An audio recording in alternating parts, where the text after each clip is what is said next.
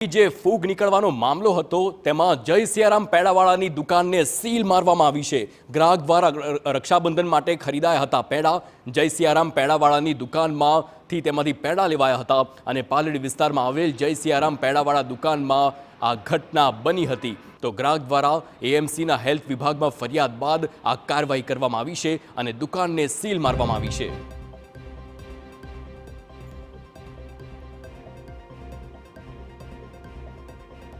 તો વધુ એક ગ્રાહકને પણ જય સિયારામનો વરવો અનુભવ થયો। રક્ષાબંધનને લીધેલા પેડામાંથી ફૂગ નીકળી છે। આજે પેડા પરત આપવા જતા દુકાન સીલ થયેલી તેમાં જોવા મળી છે।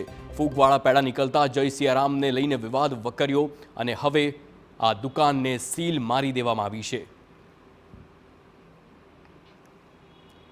તો જે પ્રમાણે રક્ષાબંધનના પર્વ પર પેંડા લેવા માટે ગ્રાહક ગયા હતા અને જ્યારે પેંડાનું બોક્સ ખોલ્યું તો તેમાં જે પેંડા હતા તેમાં ફૂગ જોવા મળી હતી તેનો વિડીયો પણ સામે આવ્યો હતો। સંવાદદાતા જિગ્નેશ પટેલ ફોનલાઈન પર છે। જિગ્નેશ, જણાવશો, ગઈકાલનો મામલો હતો। ગઈકાલે પેંડામાંથી ફૂગ નીકળી હતી અને એએમસીમાં ફરિયાદ કરી હતી અને આજે 24 કલાકની અંદર કાર્યવાહી કરવામાં આવીને દુકાનને સીલ મારી દેવામાં આવી છે।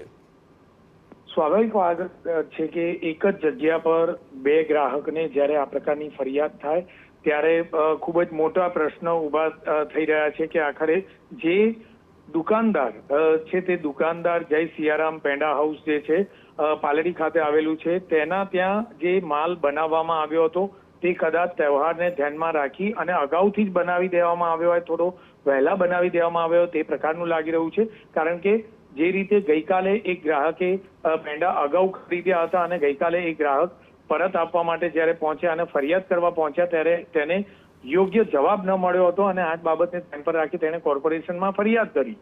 દુઃખદ બાબત એ છે કે ફરિયાદના આધારે દુકાન તો સીલ કરી દેવામાં આવી, પરંતુ આજે ફરી એક ગ્રાહક તે જ જગ્યા પર પોતાના પેંડા પરત આપવા માટે ગયો અને તેણે જોયું કે દુકાન સીલ મારી દેવામાં આવી છે। તો આખરે તેને કેવી રીતે વળતર મળે તેને લઈને તેણે મીડિયાનો સંપર્ક કર્યો, TV 9ની ટીમનો સંપર્ક કર્યો અને જાણવા મળ્યું કે બીજા અન્ય એક ગ્રાહક પર સાથે પણ આ પ્રકારની ઘટના બની છે। એટલે કે કોઈ પણ મોટી બેનર સાથે ચાલતી દુકાન હોય તો આવી દુકાનોમાં આ પ્રકારની ઘટનાઓ બનતી રહેતી હોય છે। માટે ગ્રાહકોએ જ હવે સાવચેતી રાખવાની જરૂરિયાત છે અને કોઈ પણ પેકિંગ કરેલા બોક્સ ખરીદતા પહેલા પોતાની વસ્તુઓ ચકાસણી કરવી તે યોગ્ય બની રહ્યું છે હવે। બિલકુલ જિગ્નેશ, સમગ્ર માહિતી બદલ આભાર।